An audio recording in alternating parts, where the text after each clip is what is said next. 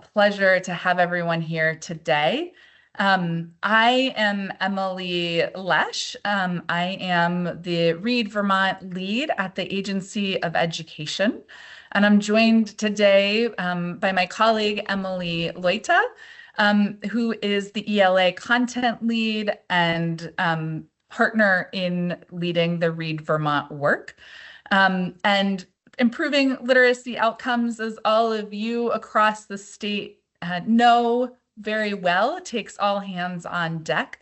And that's also how we're approaching this work at the Agency of Education. So we have a team of folks that are working on this, and I saw that some others, Heidi Jo and others from the agency on today as well. So thanks to the agency team who is here today. So Read Vermont is a major priority of the agency. It's our comprehensive statewide initiative that's really dedicated to improving literacy outcomes for all Vermont students. And our vision is that every child can read by third grade and that striving adolescent readers are supported. And really, this work is to ensure that all students are ready for college or career and experience the joy and utility of reading. Before I dive in and introduce our esteemed presenter, Dr. Louisa Moats, I do want to cover a few housekeeping items. So Emily Loita, who I introduced earlier, is here and able to help support your tech needs. If something arises with Teams or if you have questions, feel free to send her an email directly. And I just placed her email in the chat. It is Teams, and this platform is a little bit tricky in that you can't message her directly like you can on Zoom, which I know so many of us are accustomed to doing. I do just ask for everyone in the housekeeping items. I just thank you in advance for your patience with the Teams platform. We opted to use this Teams meeting to ensure that everyone who had registered and anyone that would like to join would be able to do so effectively and not have to register again. So we do just thank you for your patience with this platform for this one workshop in the series. Moving forward, it will be we will be using a Teams webinar, which has a bit different functionality.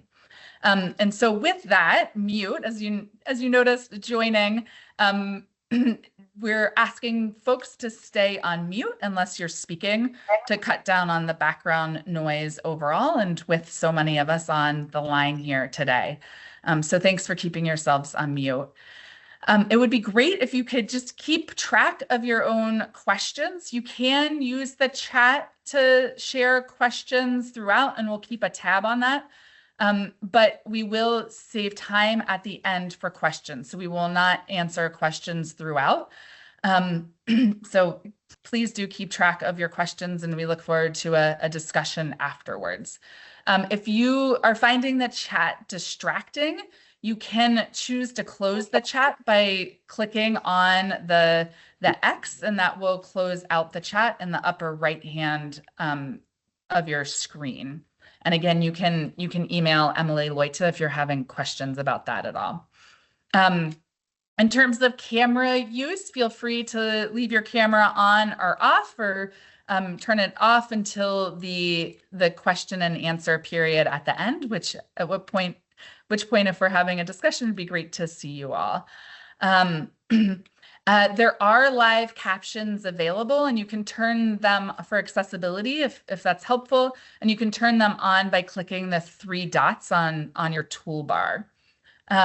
I think that is all. We do, if you haven't had a chance yet, you could complete the survey, the pre-survey.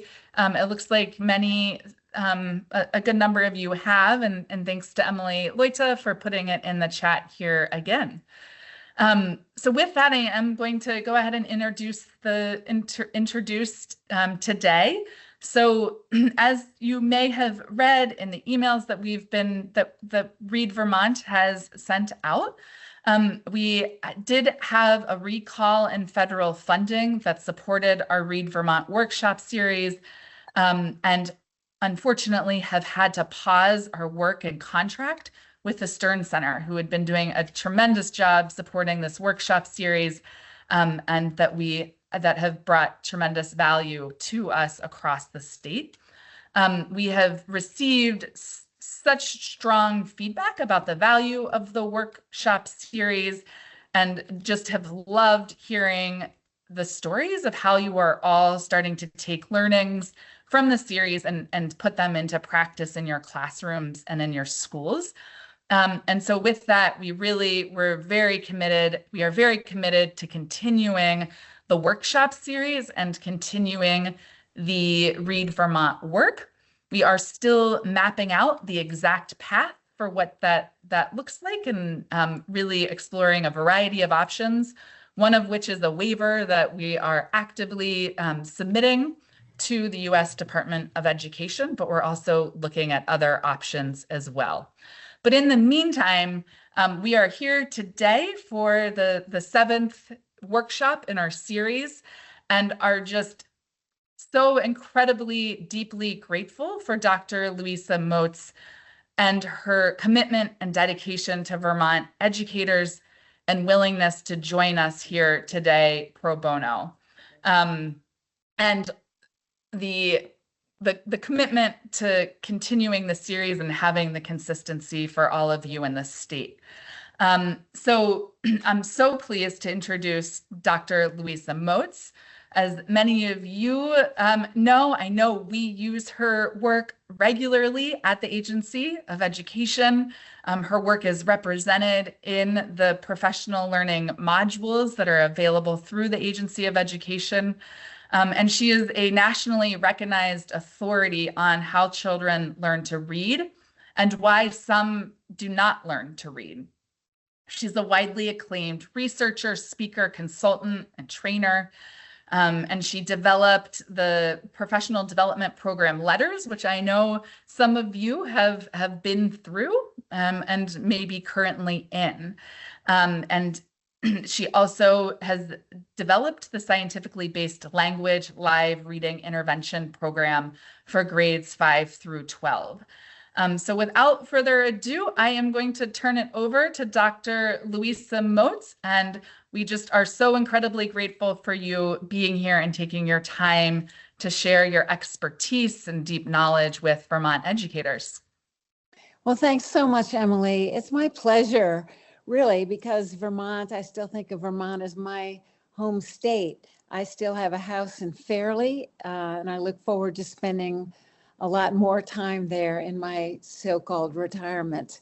But I'm also excited to be invited to participate in this initiative because I think that this is a wonderful moment in the history of reading instruction and approaches to reading instruction, wherein we can really improve on what we've done in the past because we have so much more research to go on and so much more experience with large-scale initiatives and so much more understanding of the language itself that we work with when we teach reading.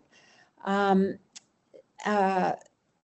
I contemplated this topic, and of course I'm often asked to speak about this topic, it becomes less and less straightforward for me. So in this approximately hour-long talk that I'll begin our time with, what I want to get across to you is that there are complexities, even with this so-called straightforward topic in early reading instruction. So I've phrased this as a question: what, how, and for whom? All right, so our agenda is I will be giving you some overview frameworks and models in which to contextualize what I say, talk about the evidence base for phonics instruction, define some terms around phonics instruction, and then talk about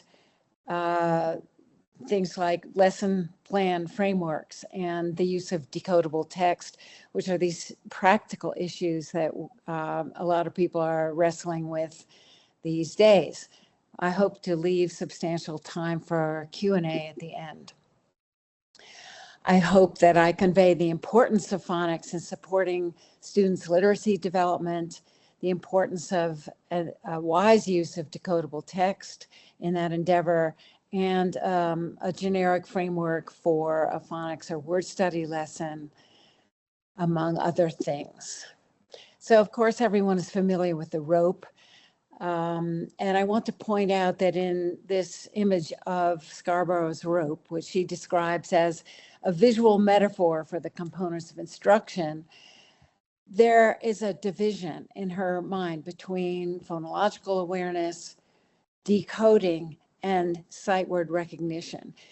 And I want to place the topic of phonics in this aspect of the rope, the aspect of the rope that involves learning the code in order to decode unfamiliar words and spell unfamiliar words. And that's not the same thing as sight word recognition, which refers to the automatic and fluent and quite unconscious ability we develop to recognize words in print without having to go through the process of analyzing the sound symbol correspondences. So, of course, the overriding conceptual framework comes from the work of Phil Goff, which has been revisited in depth by Wes Hoover and Bill Tunmer. But it states that reading, of course, is the product of decoding and language comprehension. And instead of saying decoding, the more up-to-date version of this equation talks about the product of word recognition and language comprehension. And as Goff stated, the capacity for reading comprehension is determined by the ability to decode text and ability to comprehend spoken language. And I would alter this these days and say the ability to recognize words automatically and fluently, and the ability to comprehend spoken language that is conveyed by print. So the more up-to-date version of the simple view comes from the work of Wes Hoover. I've gotten his permission to share this image, which comes from Reading Research Quarterly article from 2022. I have the full reference if anybody wants it.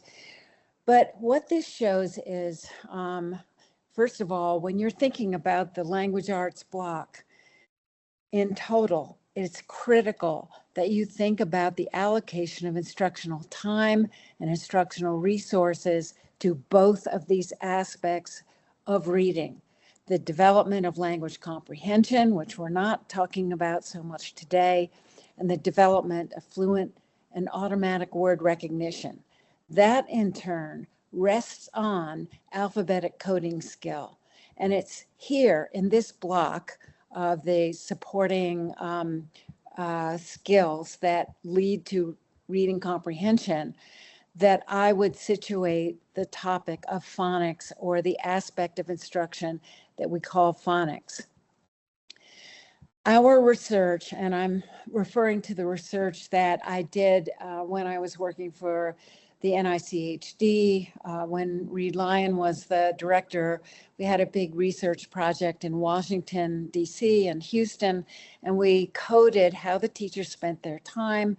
And we were able to document pretty well that in the beginning phases of reading instruction, about 45 to 60 minutes per day are required to address the foundational skills of reading. And another approximately 60 minutes should be devoted to all these aspects of language comprehension that will lead to reading comprehension. And there are many aspects to that as well that I'm not talking about today.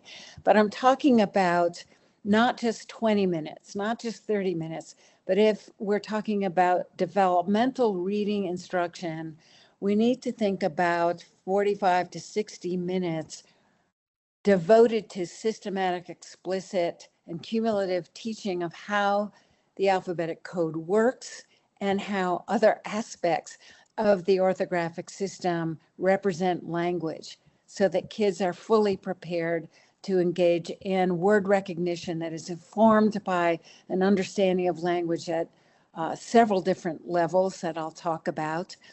And we're also envisioning integrated components in this aspect of instruction, foundational skills instruction. And by that, I mean that phonemic awareness, for example, should be integrated into this 45 to 60 minute block of time that leads to the mastery of alphabetic coding skill and thus to word recognition. The goal of all this is to be fast and accurate with word recognition. So what's what? Let's look at some of the refinements of terminology that are really important. So what is decoding? Or sometimes it's called alphabetic coding. It's learning to apply the many correspondences between particular letters and phonemes so that the pronunciation of the printed word can be figured out. Phonological decoding is the most reliable guide to word recognition. And that's something that most, unless they're real outliers, the scientific community that studies reading agrees on this.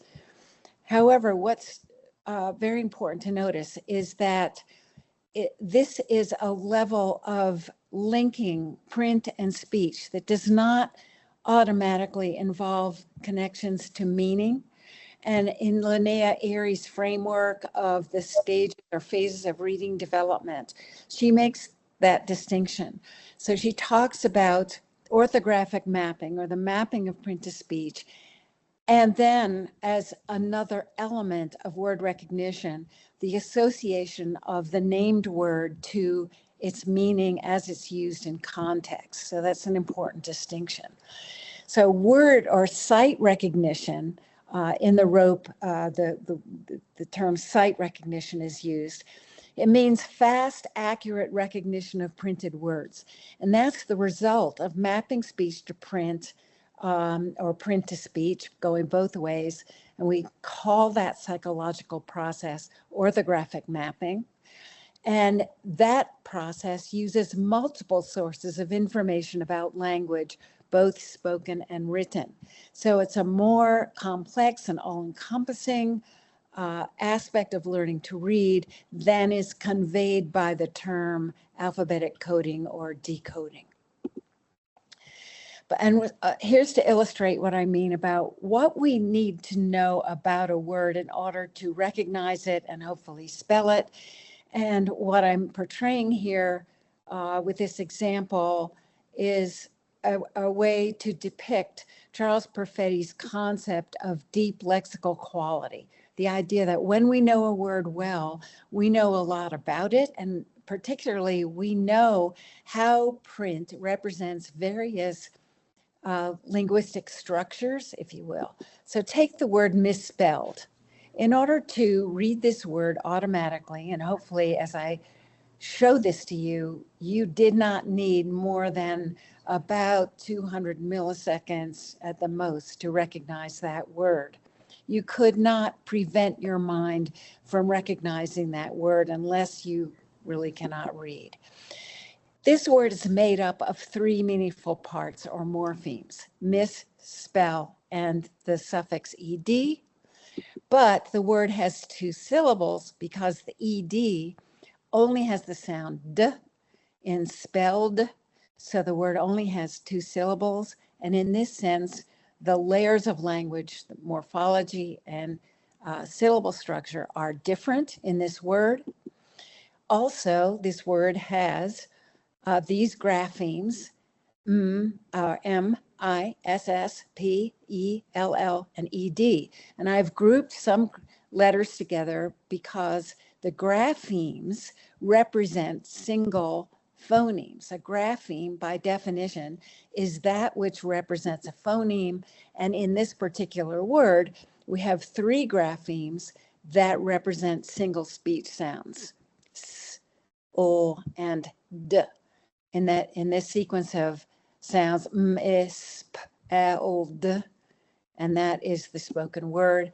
And in order to recognize those graphemes, of course, we need to know the letters. There's a pyramidal, I think that's a word, aspect to learning to recognize a word like misspelled. So if we go from bottom up, we replicate in general the order in which kids tend to learn these aspects of linguistic representation in our writing system. So, evidence for why we teach phonics. Let's be clear about the robust research base. These are findings that are generally agreed on by many researchers and are summarized very well, for example, in recent papers by Susan Brady, by a comprehensive paper from the Florida Center for Reading Research. Petcher was the first author, and that was published in Reading Research Quarterly in 2020. It's a very good synthesis of research. It's pretty up to date, and there are many others as well. So decoding ability as measured by word reading, non-word reading measures is strongly associated with both reading fluency and reading comprehension. So those people who complain that somehow when we focus on decoding that we are diverting kids' attention away from what's really important are under a misconception. It is impossible to develop fluency and comprehension without strong decoding ability, whether it is learned implicitly or explicitly. And during these comprehensive research studies that have examined what's what, often a nonsense word reading task is used to measure decoding ability as it can be isolated from real word reading where knowledge of word meaning and word pronunciation has a role. So the ability to decode a nonsense word like throidge or cavitspat or hefel or zerbos depends on knowledge of phonics rules and some syllable patterns. By the middle grades, decoding ability is strongly correlated with sight word reading. That is, the more a person is able to recognize words automatically, the more likely it is that their decoding skills are very solid. Automaticity depends on establishing, again, this is Perfetti's language, high quality mental representations in memory that include interconnections between the words, sounds, meanings, and spellings. And studies of instruction have always shown superiority for code emphasis instruction in comparison to, quote, literature emphasis approaches. Kids learn to read better, faster, and more independently when they know phonics. So the way we usually map out these relationships is to, this is a schematic that I learned first from Seidenberg's work in the 1980s. He called it the triangle model, where he was illustrating that in order to learn to read, we need to connect systems in the brain that are not wired automatically at birth to support this psychological achievement of reading print and making meaning out of it. So in the abstract, we can talk about a phonological system, an orthographic system, a meaning processor, and a context processor, which is a very simplified idea about the networks in the brain that need to be wired, if you will, in order to support reading. And the term phonics really has to do with the connections that have to be built between the phonological system and the orthographic system. And word reading as a whole has to do with connecting all three of these systems. And if we were talking more about morphology, we would place morphology in the middle here as what Pete Bowers calls the binding agent that connects meaning, sound, and print.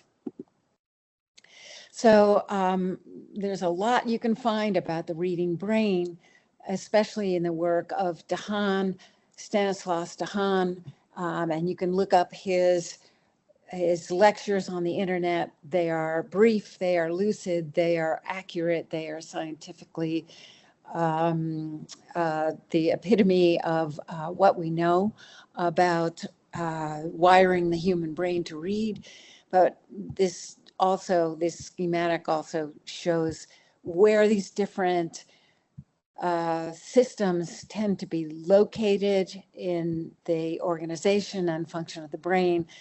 And physiologically, what we have to do is connect this visual word form area with the area that processes the analysis of phonemes in spoken words and connects those, and the area in the frontal lobe of the brain that is responsible for processing how we pronounce words and producing spoken words in the first place has to be connected here as well.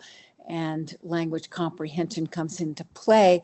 The more we learn words, the more the connections develop between the word form area and the language comprehension cortex. And again, this is oversimplified because if we look at a real-time image of the brain at work as we read, just about the entire thing lights up when the brain is stimulated by looking at a printed word or printed text.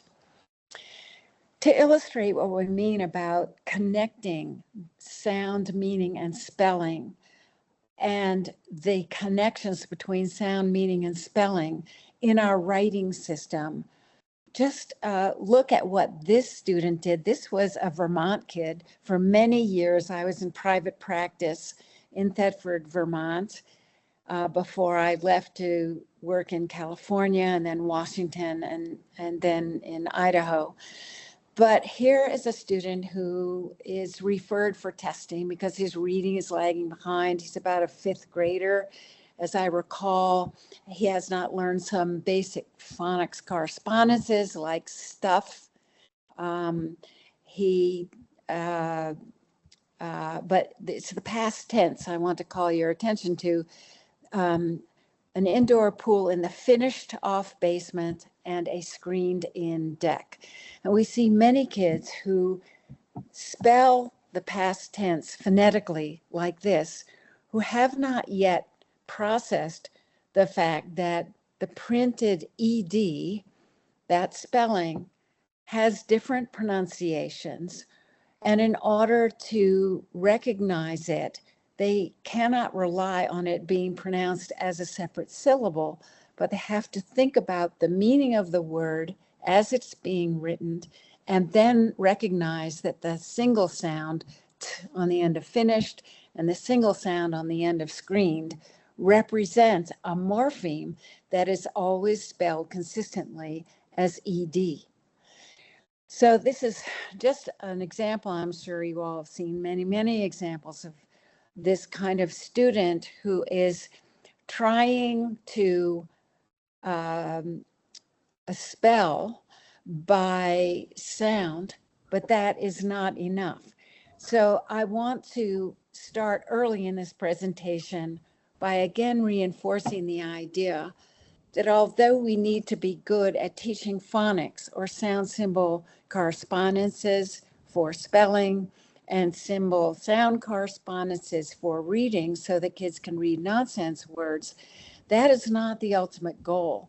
The goal is to get kids to a point where they understand enough about the complexities of print and that they will be able to expand their vocabularies. And the phonics base for doing that is a necessary strong beginning, but it's not the desired end. So major reviews and consensus reports that support the importance of phonics. There are many. And I might say this, that as long as I've been reading research and doing research, starting in my doctoral studies in the 1970s, I have never seen a comprehensive report by reputable reading scientists that contradict the importance of phonics. There are some arguments about the limits of phonics and about how to do better than phonics and go beyond phonics, but those are different issues we'll talk about in a minute. Some of the major reports that you should be familiar with, if you're new to this field, Jean Chall's writings in the 1960s, Marilyn Adams' report in 1990, which is still an outstanding work on beginning to read. The Snow, Burns, and Griffin report from the National Research Council, 1998. National Reading Panel from the year 2000. A major article in 2001 in Psychological Science in the Public Interest.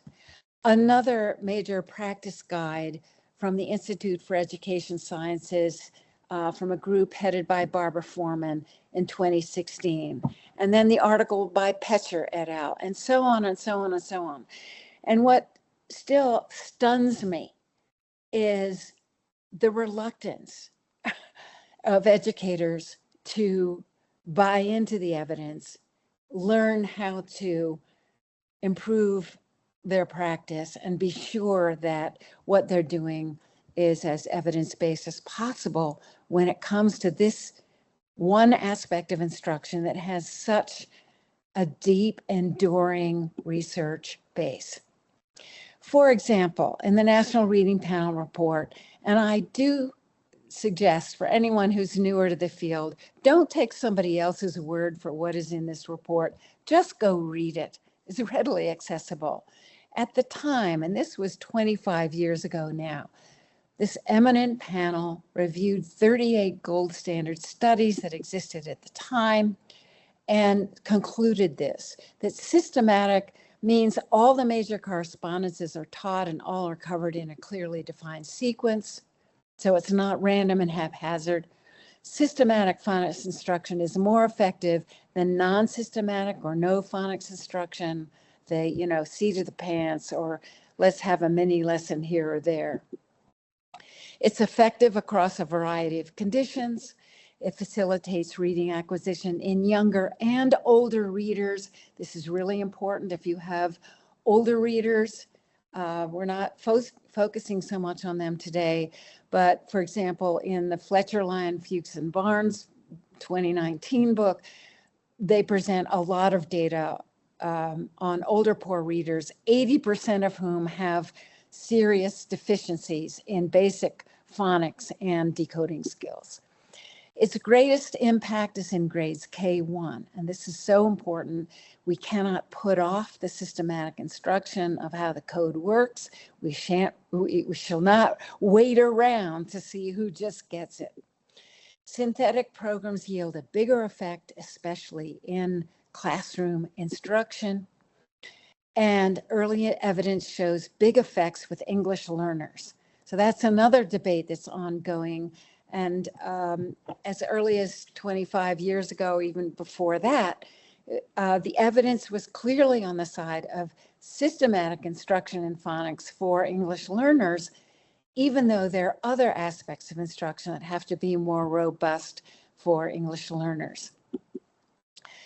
So here are the questions that are getting more attention now. How do we differentiate for a wide range of learners?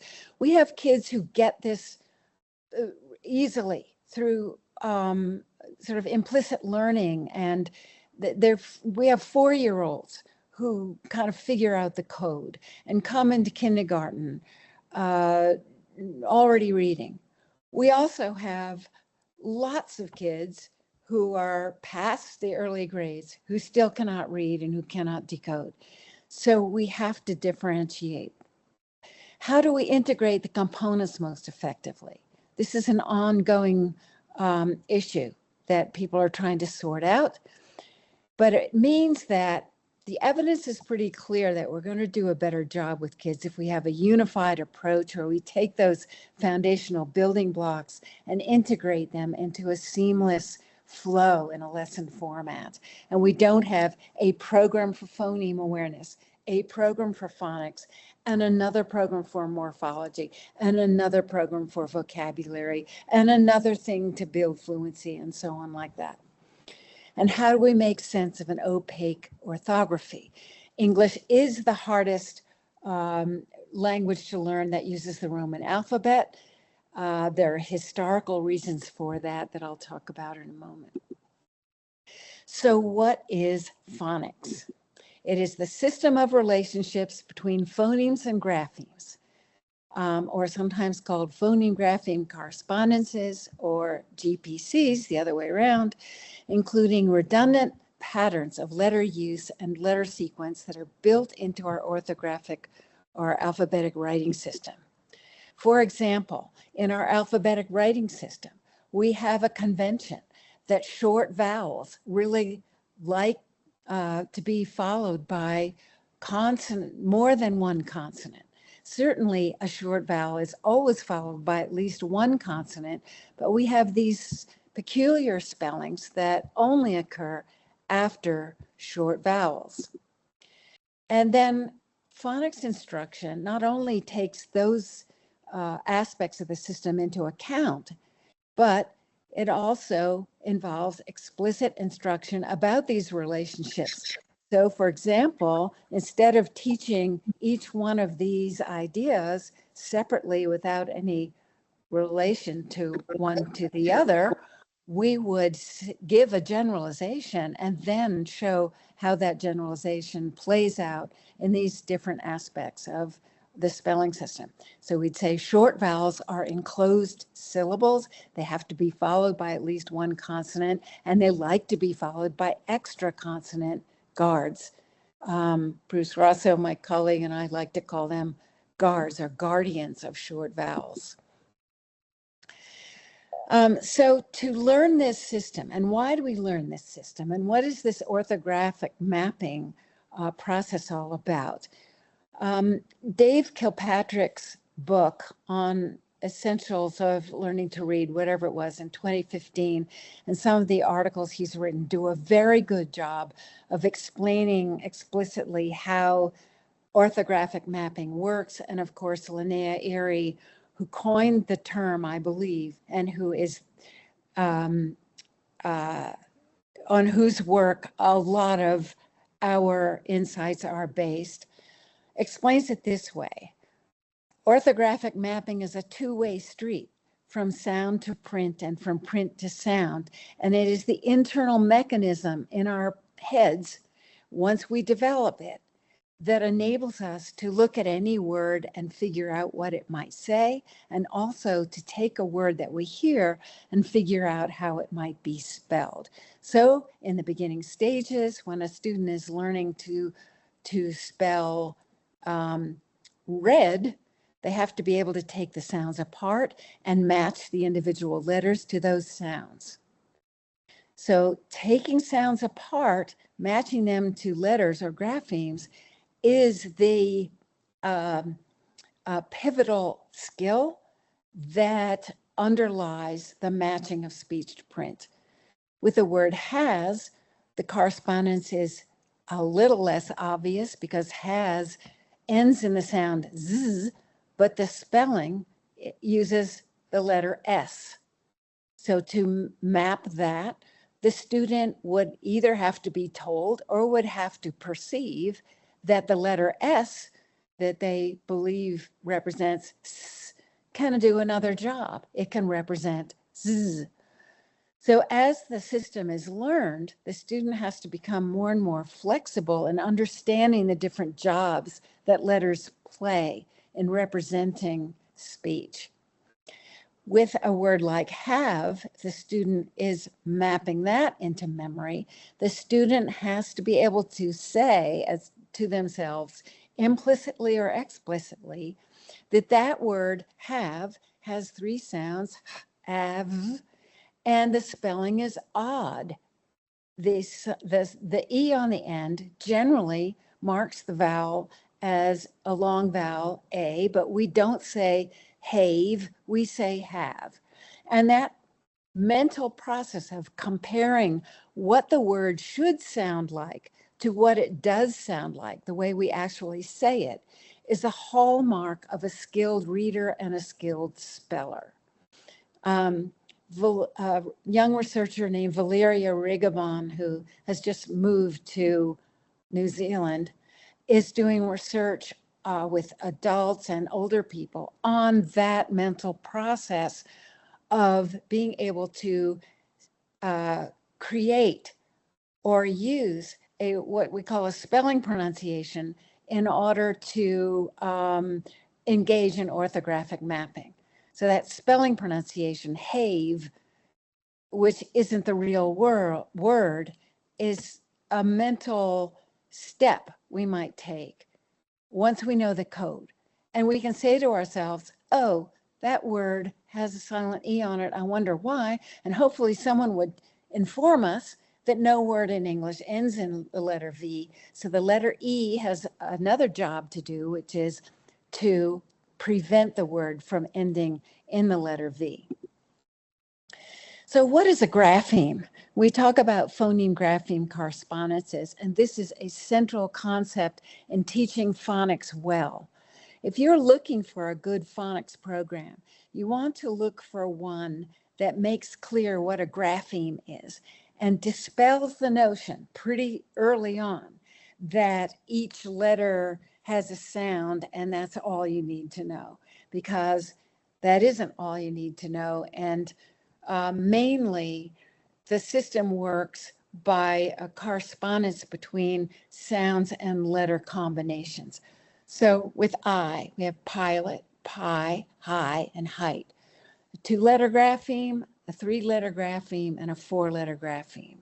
If we define a grapheme as a letter or letter combination that represents a phoneme.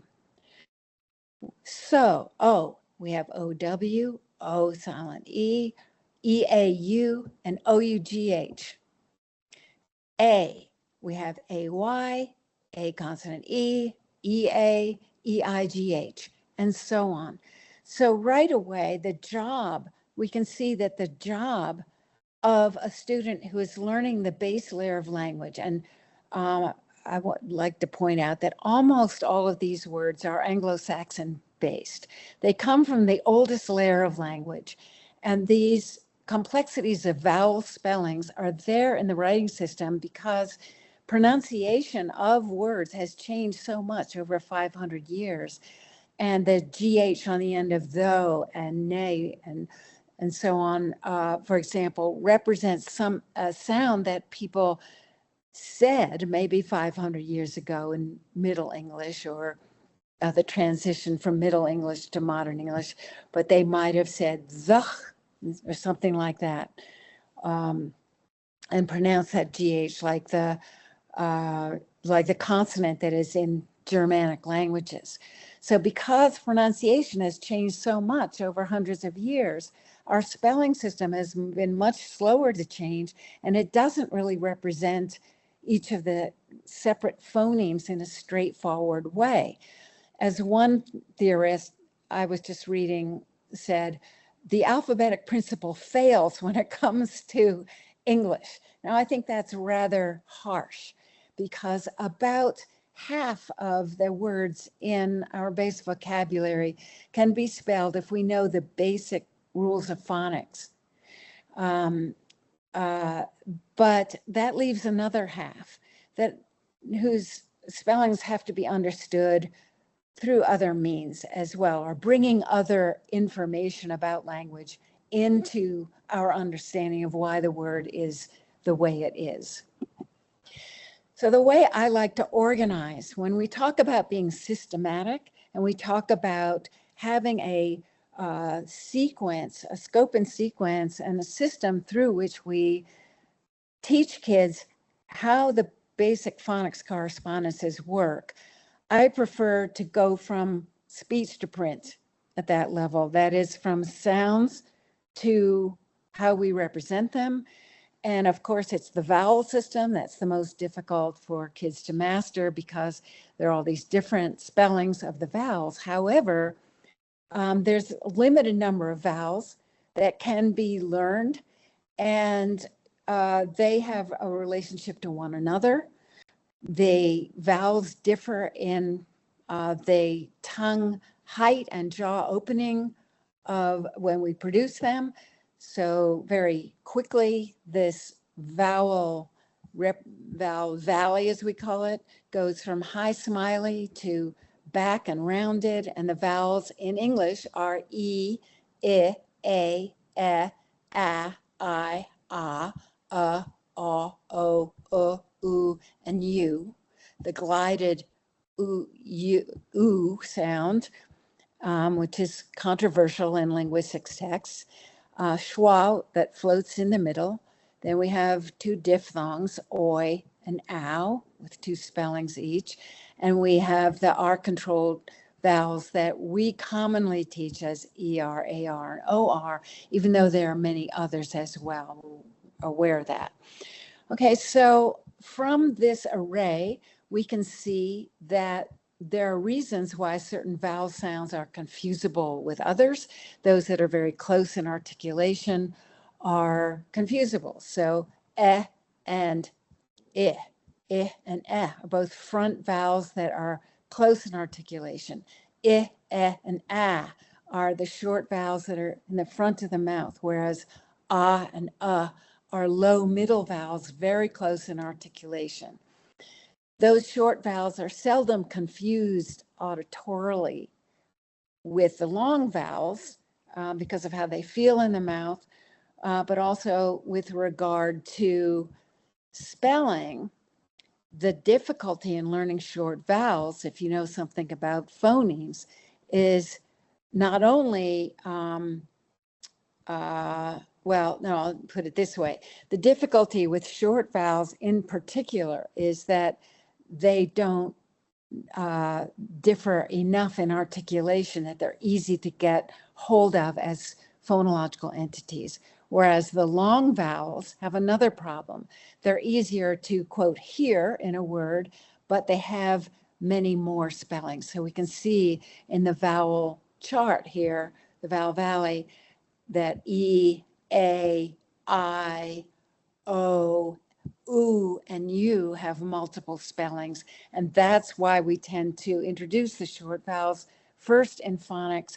But we should be aware that the difficulty in learning the short vowels for kids has more to do with phonological similarities of the vowel sounds than it has to do with the way we spell them, because there aren't that many ways to spell them.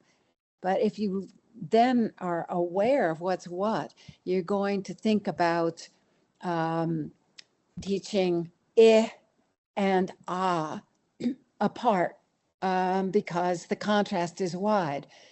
Instead of teaching I and together, that's the most difficult contrast, and so on. So that's a way to organize the teaching of vowels. And when we teach a good phonics lesson, instead of teaching phoneme awareness as something apart from the phonics lesson, more and more the data from research are clear that phoneme awareness should be the first step in the teaching of a phonics concept. And there is much less payoff in doing phoneme awareness activities apart from the phonics or spelling concept that you are teaching that day in that lesson. And again, if you're looking for a good program, you want to look for one that starts the lesson, having the kids listen for the sound that is the target sound that will be taught in the phonics and spelling part of the lesson, and you want the kids to anchor their learning of the phonics code into their heightened awareness of the sound system and the specific sounds that are in the spoken words that they're going to be learning to represent. So phoneme grapheme analysis is a critical aspect of a good phonics lesson. Kathy Grace from Vermont, I don't know if she's on this, developed a phoneme grapheme mapping program in 2008. Kathy's probably still doing workshops, I hope so. But this is a fundamental concept that has to be addressed in a good phonics program, and that is explicit matching of the speech sounds, the separate speech sounds in the word with the graphemes or the letters and letter combinations that represent those sounds.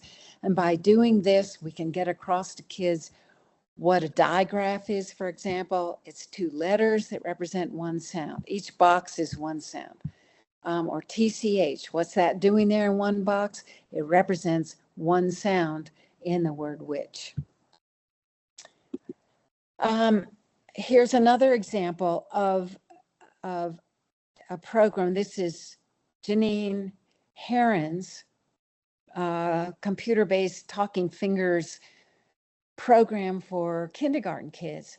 And she also uses the same approach of identifying the speech sound array and then showing kids a spelling for each sound, even if that spelling is a letter combination. And I like this because right off the bat, kids are learning WH together, OY together, NG together, OU together, because there is a sound ow, there is a sound oi, and it doesn't have to be relegated to some distant, lesson 56 before kids are aware of the identity of the vowels and consonants that make up the spoken language.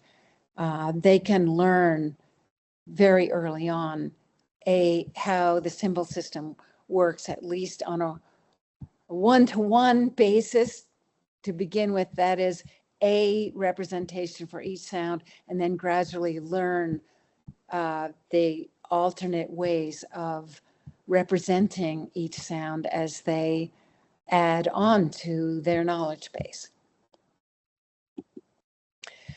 So common orthographic conventions in English. Beyond phoneme grapheme correspondences, there are many, many patterns and constraints in how we use letters and graphemes in written words in English. So what I mean by common orthographic conventions that have to be learned one way or another, whether it's, again, explicitly taught or implicitly learned, if you're going to be a good reader. Could you say, as reading teachers, in our basic spelling system, which letters almost never end a word? Can you think of any? I already said V. Can you think of any others?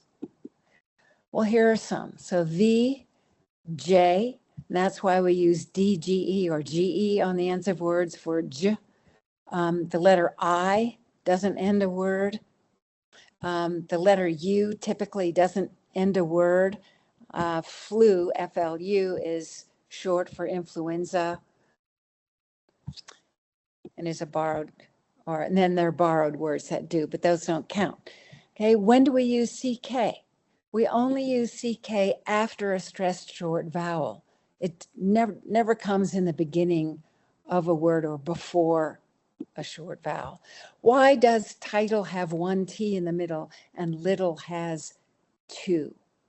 Well, one of our conventions has to do with syllable structures.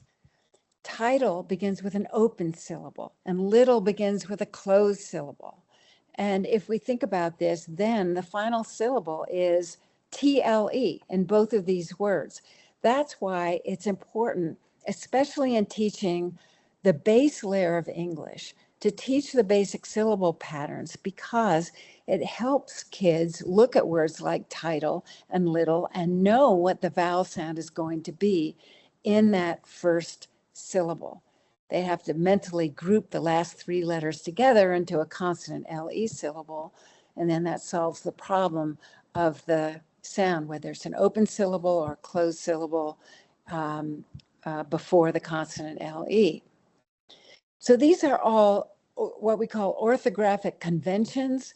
This is the way the spelling system works. A lot of the choices we have about when to use what spelling are position based. That is, we use some letters in the beginnings of words, some at the ends of words. There is no such thing as a word that begins with NG in English, for example. And another way to illustrate what we mean by orthographic patterns, and these are patterns in the orthography that that kids internalize, again, whether or not we teach them explicitly. If you have read Mark Seidenberg's book, 2017, on language at the speed of sight, or read any of his articles, he really emphasizes the importance of what he calls statistical learning. And that is that as we gain exposure to print, if we have a good pattern seeking mechanism in our orthographic processors, that is, our brains are looking for the patterns in print, our brains will figure out that the rhyme 8 is spelled much more commonly with ATE than with the other alternatives. And there's only this one word with AIGHT that I could find, and only these words with EIGHT, and a few words with AIT. But the most common is ATE. Now, we may not have room for that in a phonics lesson, but what happens when we gain a lot of exposure to print and get better at decoding it, our brains internalize a lot of these patterns, so that if I were to give you a nonsense word spelling test and I said, spell the word quate, and there isn't any such word, quate, you would be most likely to turn around and represent it with ATE, because your brains are telling you that that's the most common way to spell it. English is the way it is, interestingly enough, largely because of its history. And because of its history, because we started, that is, the English base language was this Germanic language called Anglo-Saxon that also then was blended in the early settlement of England, was blended with a few Latin words because of the Roman occupation of England, and a few Celtic words, and then a few words from the Vikings when they invaded between 600 and 800 AD. So we have this old layer, we call it Old English, usually in the dictionary, Old English, which is primarily Anglo-Saxon. And those words are spelled with one set of principles.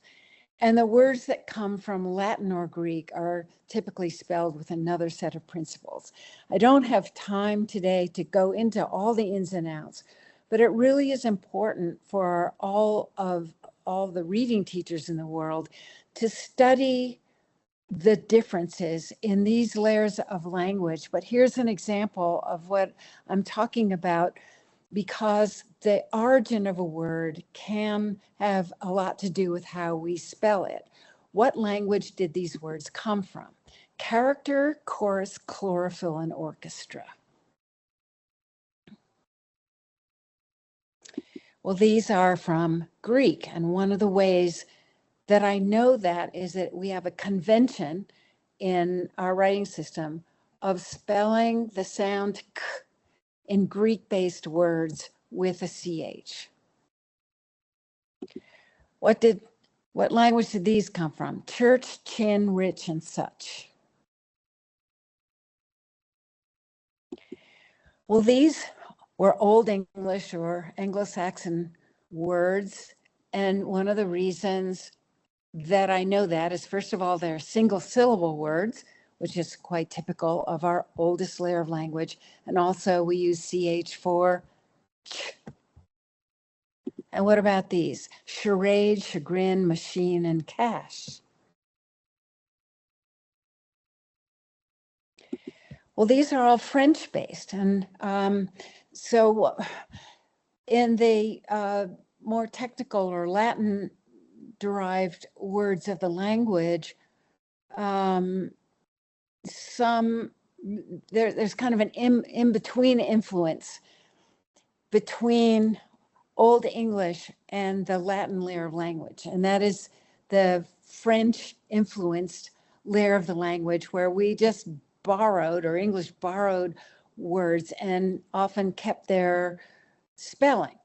And the CH in French derived words like these represents the soft sh sound, as in Charlotte. When we start thinking about the morphological layer of language as it's represented in our spelling system, and we ask ourselves, when do we start teaching these structures to kids? When do we start going beyond basic phonics or phoneme grapheme correspondences and start talking to kids about the fact that spellings in words often represent meaningful parts? And in the Anglo-Saxon layer, we get, and we need to deal with inflectional suffixes, ed, sing, erest, compound words like yellowtail, base words with irregular spellings, and a fairly large set of suffixes, and also I could put prefixes on this list as well. So those structures are there, even though we may be teaching pretty common words and pretty straightforward base words. These endings will show up. The inflections we need to teach the kids very early. So I recommend that we become more mindful of the fact that morphology is there in the print system. And the sooner we can get kids to start thinking about both the representation of sounds in spellings, but also the representations of meaningful parts, the better off we're going to be. And implied then is that we have to build in to our instruction the idea of being flexible when we look at a new word and are trying to figure it out. Usually the Latin layer of language starts to get more and more emphasis from, I would say, the last half of third grade onward. And this is the more technical system. It is the system that is organized where words are built from roots primarily, and roots cannot stand alone. They need to be in words, they need to be affixed. They need to have prefixes and or suffixes. And then we have the Greek combining forms, which behave a little bit differently from Latin, but we'll begin to find those in scientific and mathematical vocabulary especially.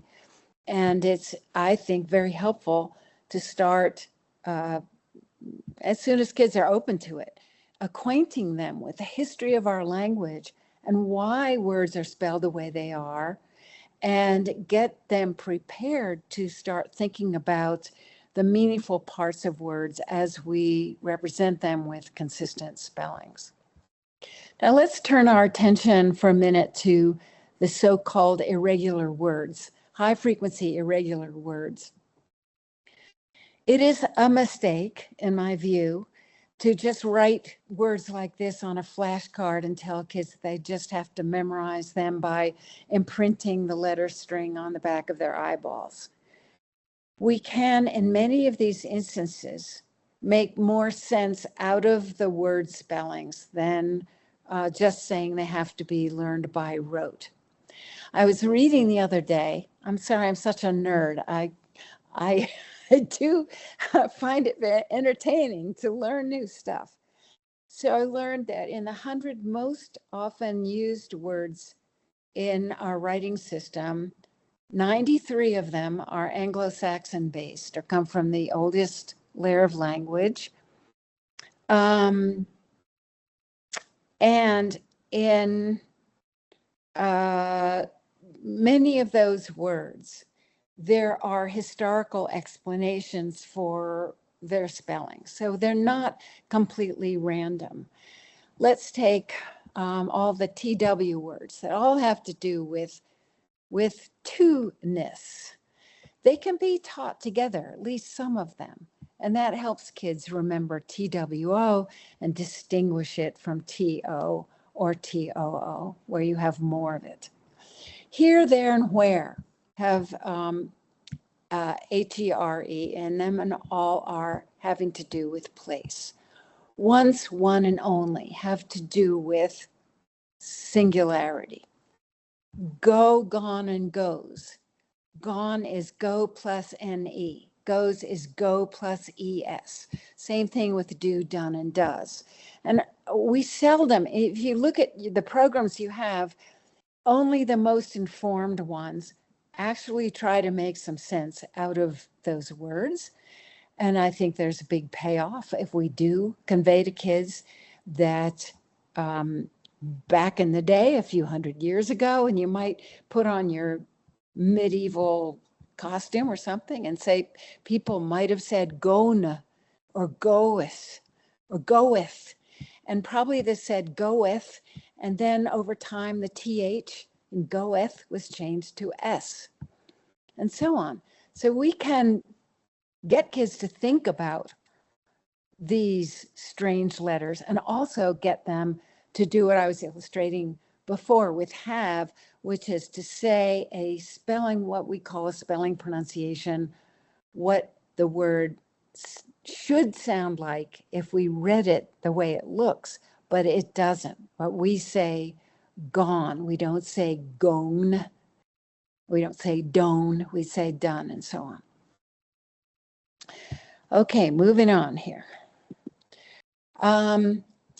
Okay, with regard to sight words, an often misunderstood term, words are not read by visual shapes or contextual guessing or whole word memory, period.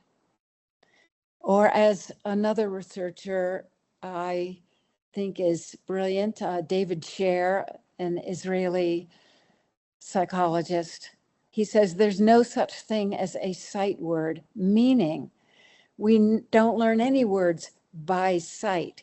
We learn them by filtering the letters through the phonological system and matching speech to print in order to form an amalgamated image of the word in our memories. Sight word learning depends on the application of letter-sound correspondences. These provide the glue that holds the words in memory for quick reading. Sight word learning requires knowledge of phonemic segmentation, letter-sound correspondences, and spelling patterns to bond the complete spellings of specific words to their pronunciations and meanings in memory. This is so important. So if we're anyone's still living with a standard, for example, that says kids are to read at the end of kindergarten 100 words off of flashcards, please change that. And please change things like this. And this is an example from a very well-meaning teacher who was receiving poor guidance, maybe 10 years ago especially, that she should make a word wall, and the word wall should be organized alphabetically, and she should help the kids with color coding whenever she could, and she should draw the outline of the word because these were sight words and they would be learned by their configuration. Well, all of that is complete mythology. It has nothing to do with the way we learn words. Furthermore, what's really important with this list is that right away we should be teaching kids the difference between TH as a beginning speech sound representation and the letter T by itself. So don't do this. you want to do something else that calls kids' attention to the relationship between speech and print. So this was a teacher, thanks to a friend in Colorado who took this picture for me, a teacher who was using the vowel valley to show kids what the short vowels were, how the vowels were spelled. And this was at the end of first grade, and they had gotten an introduction to each of the major vowel spellings by the end of first grade, which is very doable, as we say. Okay, so why teach at all? We have people resisting this recommendation because they say that kids will learn from exposure to print. And if we surround them with lots of print and we have a rich language classroom, that should be enough. Well, here's the response to that. A very high percentage of children with reading difficulties have not developed good decoding or automatic word recognition at all ages. So they don't just pick it up. We have some kids who pick it up, but a lot who don't just pick it up. They are really reliant on what we do in school. The brain is not wired at birth with the pathways necessary to match print and speech. We have to develop the reading brain through stimulation and instruction. And teaching phonics enables kids to build a mental support structure for reading new words with ease. Again, this is back to orthographic mapping. And that's the way we build our sight vocabularies. So if you're going to err in any direction, restrict the emphasis on irregular words in the beginning and really emphasize regularly spelled words and regular correspondences, and then branch out to the more irregular ones. But don't make kids memorize lots of high frequency words on flashcards instead of or before they work on that basic code. Poor readers, the majority of poor readers have a phonologically based problem with decoding, and there are others with specific language comprehension problems, and others who seem to just have a very specific problem building fluency in reading, and that's another problem. They can decode slowly, but building automaticity, that's the issue, and that's another thing to talk about. Okay, features of structured literacy. Let me move ahead here because I think I'm at about an hour here. So what do we need to teach?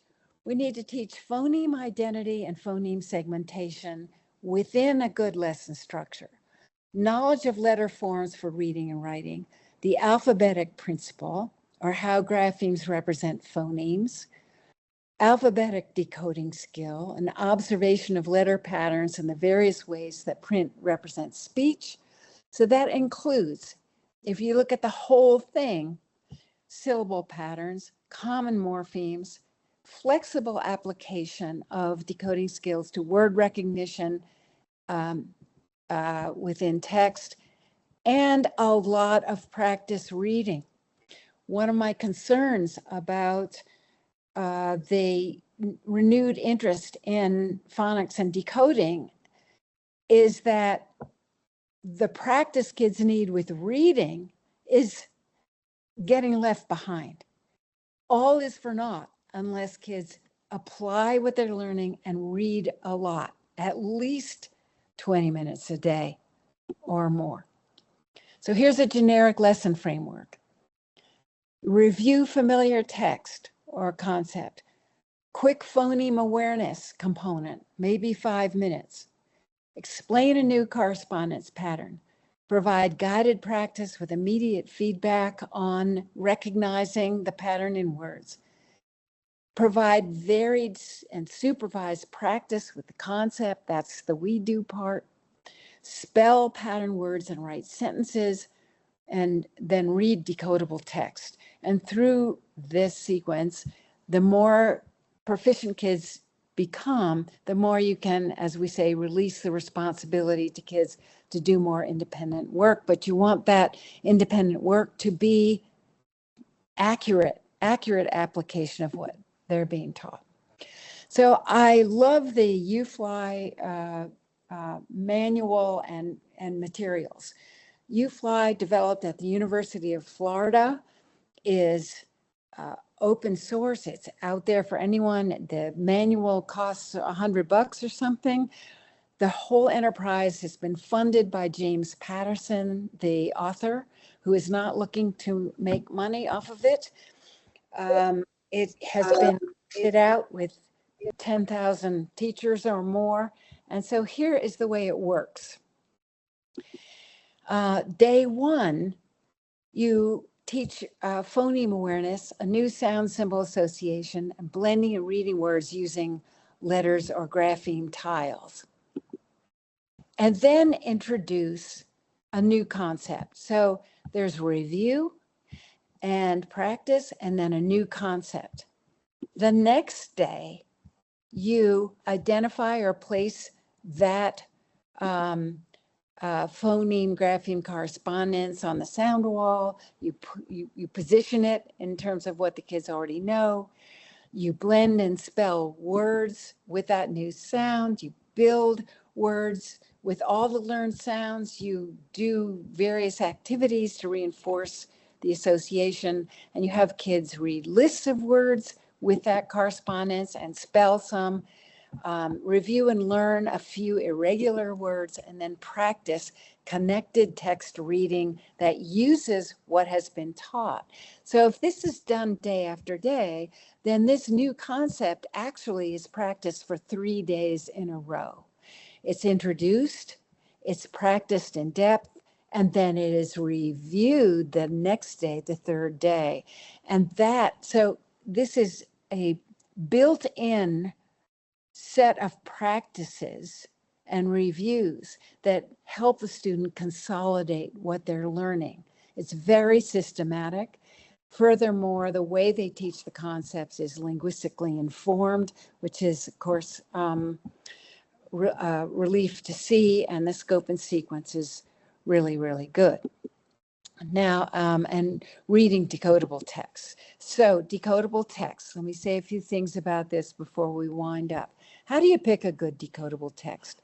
Well, one thing you do not want to do is go out and buy a decodable text library, because the whole point of decodable text is that reading it is the culmination of a whole lesson sequence as the UFly program represents. And there are others that do the same thing. You just pay a little more money for them. Others that position the decodable text reading as the culmination of the lesson that you've taught. So look at this example. How do you pick a good decodable text? It tells you the skills that should have been previously taught for the student to read that book. It lists the high frequency or tricky words. It specifies the new sound pattern and the new words. It provides many opportunities to practice reading the new words with the new pattern, and it attends to comprehension, as rudimentary as that might be. You're not going to be using this for what I think of as a language comprehension lesson that's going to enrich vocabulary and so on. However, you always want to make sure kids are at least paying attention to the fairly literal meanings in these little texts. Now, what skills are needed for this story here? Gus was 6 and he got a pup for me. Bud is my pup. The pup was a mutt. He had lots of zip. Bud loves to run, etc., etc. The skills are A, I, O, U, and all the consonant sounds, high frequency words listed here, and these special words, and plural and tense marker S. Okay, so that's a little decodable text, but in order to read it, the student would have to have been taught all of that. So you would not want to just pick it up because it's about short U. So if we compare, for example, would Gus's pup fit another excellent programs lesson on short U? And I'm thinking of another good phonics, very good phonics program. The U-Fly lesson, for its short U book, to read its short U book, would involve the student knowing these things, these short vowels, these consonants, and these high frequency words. Gus's pup, which also seems to be about short U, involves much more, knowing much more. All the consonants, not just those. All of these high frequency words, not just these. And some morphological concepts that have not been taught. So you would not want to match that book with that lesson. One of the gifts of the U-Fly group to the world has been a detailed list of all of the decodable texts that they've been able to find and their correspondence with their own lesson sequence. So if you're using U-Fly, for example, you can go on that list and figure out which books from which sources will be readable for a student who has just been taught this. Okay, and so there are lots of ways to read decodable text. Choral reading, read it all together. Alternate oral reading of the pages. You read one, I read one. Or partner reading, and this is really good. Just have the kids read it to each other. Ask them what the page was about when they're done. Partners exchange roles, and it's the peer-assisted learning strategy that works very well with decodable text. And as the kids learn to read, by the end of first grade, if kids are on track, they're going to be reading texts that no longer look like decodable texts because they'll have learned all the basic correspondences and they'll be increasing their sight vocabularies. And like Laura Appleton Smith's series is a wonderful series, the Flyleaf, wonderful series, but these are not very restrictive about the vocabulary. So, you know, this.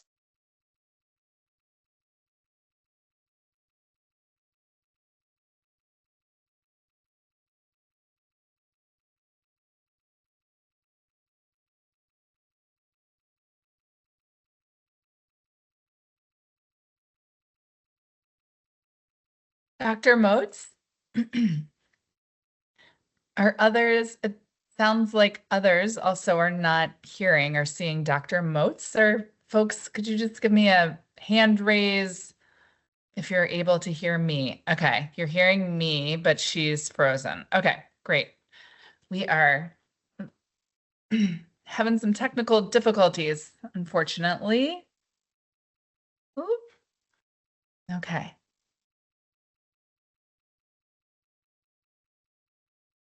Dr. Moats. Oh, all right. Well, as I am going to hope that she's able to join back on here. In the meantime, we would love to have a little time. I think we were very close to wrapping up here. I would love for folks could just start sharing questions that they may have for Dr. Moats as we problem solve and see if we can get her back on here for questions.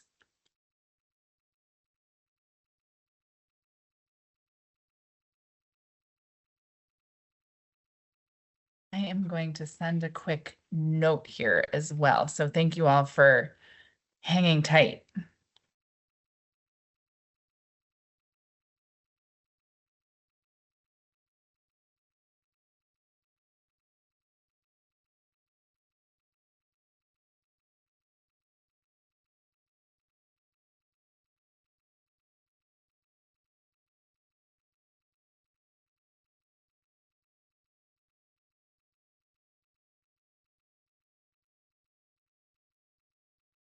Thanks for the question there, Rhonda.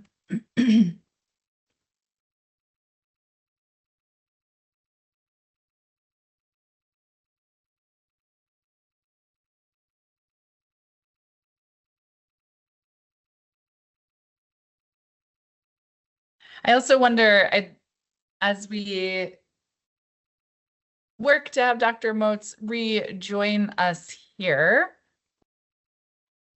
I am just monitoring the chat here. I know that there have been a few questions about programs that folks use. And I wonder if anyone would like to share what they have found useful. Phonics programs specifically.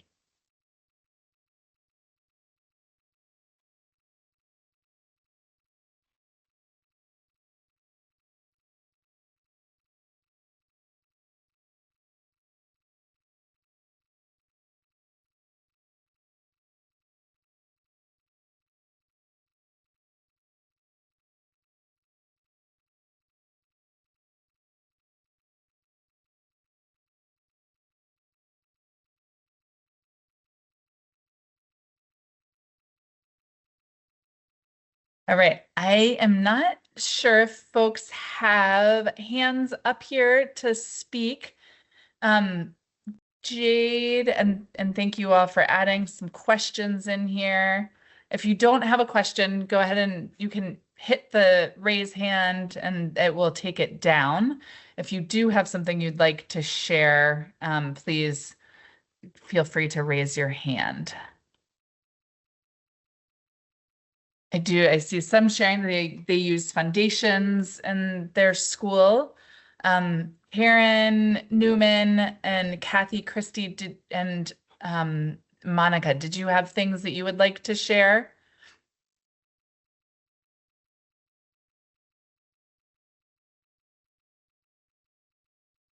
This is Karen. I just want to say thanks, Kathy, for just recommending your book, because it sounds like there's at least a couple chapters in there that will be super helpful for me. So thank you.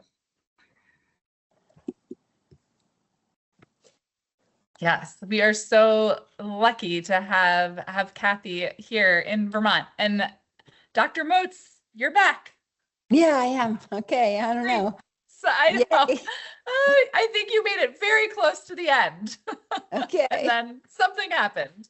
Something happened. We were Okay. just kind of going ahead and answering, having folks submit some questions and things. Did you Okay, have great. more to wrap up your No, let's your get to the presentation on question. decodable text? Oh, well, actually, I ended by making a plug for diversified reading in the classroom and having all kinds of print material. And I was referring again to our great reading scientists who are pointing out that kids will learn from seeing all kinds of text. It's only the kids with the most severe reading disabilities who must be taught everything step by step. But most kids, when they begin to develop this mental system of mapping print to speech, and they get the habit of decoding, they will know that they're out of the woods when they start grabbing things and trying to decode the words and asking if they're right as they try to pronounce things. What you're looking for is that habit of using internalized decoding skills to grapple with text. But we don't want to restrict their access to all kinds of text once we've taught them the basics. Because I have teachers asking me, well, I don't want them to look at anything other than a phonics decodable text. I say, no, that's not the message here. That's not the message here.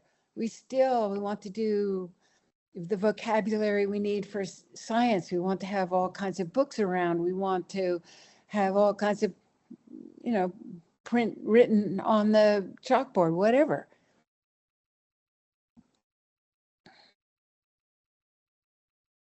So important to have the exposure to rich text and knowledge building and exposure early on. And I think there are many questions in the chat. One that I had that somewhat relates to what you were just talking about is is really about what you would say to someone who says that phonics is boring. How do you Well, address, how say, would you well, address first of that? all, it doesn't need to be boring. Secondly, if there's a problem with the pacing, some kids learn it quite easily. So I think differentiated instruction is implied here in everything I'm saying. Should have said that. To accommodate individual differences, we have to use our assessments to group kids who have a similar learning rate and who are at a similar place in a scope and sequence. So we're going to have some kids who are learning quickly and great, but we still should teach them these elements of the writing system so they understand it. I have one grandchild like that. She's finishing second grade and she reads like a whiz. I said, do you like your phonics? I love my phonics, because it's fun, but it's, being boring. I don't think that's the case, especially in the beginning levels. The point is to teach the kids how the code works. And when they can read some little ridiculous little decodable book on their own, they are usually thrilled to do that because they have a strategy that works. And the point of it is to teach this mental process of mapping the print system to oral language. The process is not the point is not what we do when we read a wonderful piece of literature to kids. That's a different purpose. And the boring thing, I've not seen kids be bored unless they're inappropriately grouped. Mm. Yeah. Thank you so much for sharing that. And I'm seeing some chat. Even my second grade readers love phonics and word study because they feel capable and smart. So really building that confidence in Yes, those young readers that sets them up for a lifetime of success. absolutely. Yeah, we have lots of other questions here, so I'm going to move to some of those here. So there is one here about the transition from decoding to encoding and the spelling patterns, and this educator feels that she does a good job with teaching students to read, but their spelling often lags behind, especially those who struggle more with reading. Okay. Well, it's true for most kids that spelling lags behind reading. And the more quickly reading growth accelerates, the more of a gap you may see in quite a few kids. There are very few kids who can spell up to the level of the way they read. Why is that? Because in order to spell, your brain has to have what we call a fully specified image of exactly what is in the word. It can't be approximate. It has to be all the letters. In order to read, you can recognize a word even if that image is slightly degraded or is incomplete. Because if you already know what the word means, especially, if you have a meaningful spoken word attached to an image. And a classic example of that for all of us is if I ask you to spell the word accommodate, some of you are going to go, does it have two M's or one? And you've read it 50,000 times. And so spelling lags behind. But there's also this whole group of kids for whom spelling really lags behind. It's clearly much more difficult. So I'd say to the teacher, I'd say this, well, beyond first grade, teaching spelling is a different, divergent part of language arts than reading, because if kids are really getting reading, they're going to move ahead and they're going to be able to read a lot more patterns than they should be expected to spell. Spelling is more difficult. And a classic example of that is all the R-controlled vowels. They are a bear for spelling. They're not so hard for reading once you get the idea. So you need a good spelling program. Is there such a thing? There aren't many. There aren't many to choose from at second grade level or third grade level. My work's been focused with Bruce on fourth and fifth grade level. So I'm not sure what to recommend for second and third grade level, but I do think, for example, if, Kathy Grace is there, you could use phonics and spelling through phoneme grapheme mapping, especially at the second grade level. That would be good. And even though the kids can read those words, spelling them requires a deeper level of analysis. And also, I think with spelling, those things I was saying before about word origin, the layer of language, the historical layer of language that a word comes from, these are important concepts to start teaching to kids as soon as they can make sense out of something like a compound word. It's two base words put together, and those words have certain properties. And compounds come from this old layer of language, the Anglo-Saxon layer. I would even label these things. And by third grade, you're getting into more Latin-based words, and you got to tell kids something about the history of the language and why these words are the way they are, and how pronunciation has diverged so much from the way we spell things now, and so on.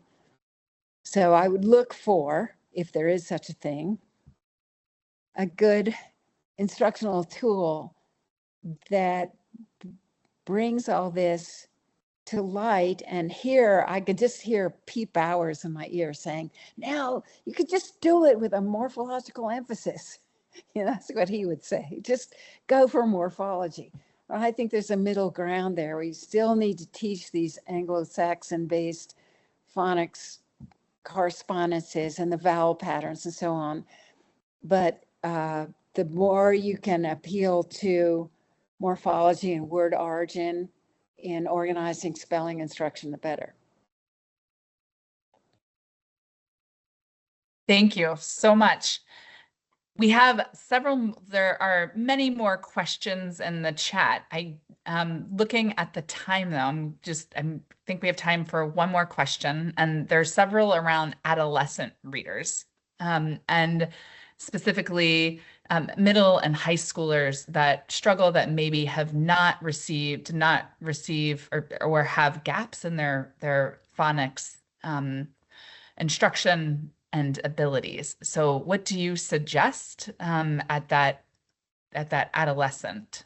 A good word study program that teaches them in a more sophisticated way. Call it language study, and teach them about the historical layers of language. Teach them about morphemes. Teach them about the vowel chart. Teach them how it works. And teach them systematically how it works. There are those layers of representation, phoneme grapheme correspondences focused on vowels, syllable patterns, which again are important for how vowels are represented, and also the order of letters within syllables, and especially morphology in Latin-derived words.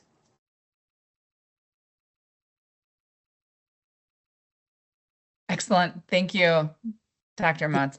I'm going to share in the chat, I just discovered a resource here in Vermont that Dr. Julie Brown at Mountain Views has a website, and she has some resources for adolescent readers and work that she's done. And so I'll share that in the chat. for folks that might be interested. There were some really helpful resources on that website that folks could take advantage of as well. And a Vermont educator that I'm sure you all may know or could reach out to. And that's a topic that we're also interested in actively pursuing as a part of the Read Vermont workshop series, and we've heard is a big demand across the state. So with that, I really appreciate the chat. Catherine, Kathy, and Karen, I see you have your hands up. Kathy, did you have a quick question here as we move towards wrapping up? Or statement? I also really appreciate all of your input and your incredible generosity in the chat to do a follow-up session. And you're on mute. Oh, are you able to unmute? Let's see. Maybe I can unmute you. Oh boy, I don't seem to be able to unmute you.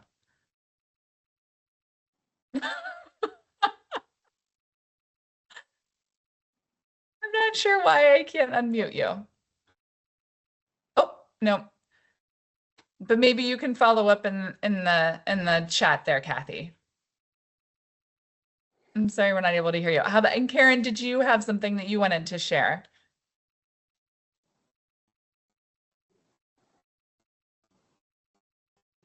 All right. Okay, I just plugged in because my computer's dying. So, okay. I have the horrible habit of like bringing up a last question at the end when everybody wants to get out of there. So I'm just gonna not answer my question and I'll just look it up on my own. But Dr. Moats, thank you so much. It's amazing and so rock starish of you that you donated this time pro bono. And I missed the beginning. I don't know if people acknowledged that before, but just, I'm so appreciative. Thank you so much. It's my pleasure, really.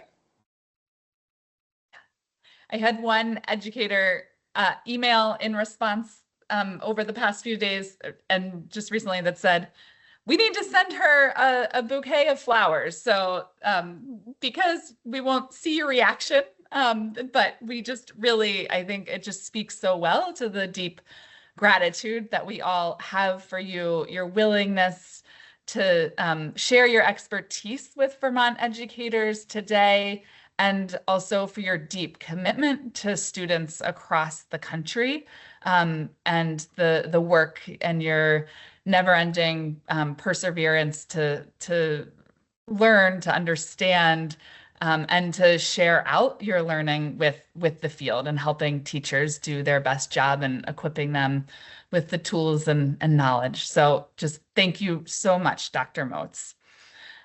We greatly appreciate it. I do have a few final wrap up items as well. One is completing the post survey, the post workshop survey, which we will put in the chat here. So please do take a few minutes to complete the survey.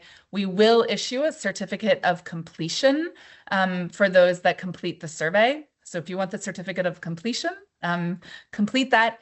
We also will use any testimonials that you are willing to share in this survey to help tell the story about the value of this workshop series for Vermont educators, and that will help us secure funding and to prioritize this work and ensure that the workshop series continues. So thank you for completing the workshop series.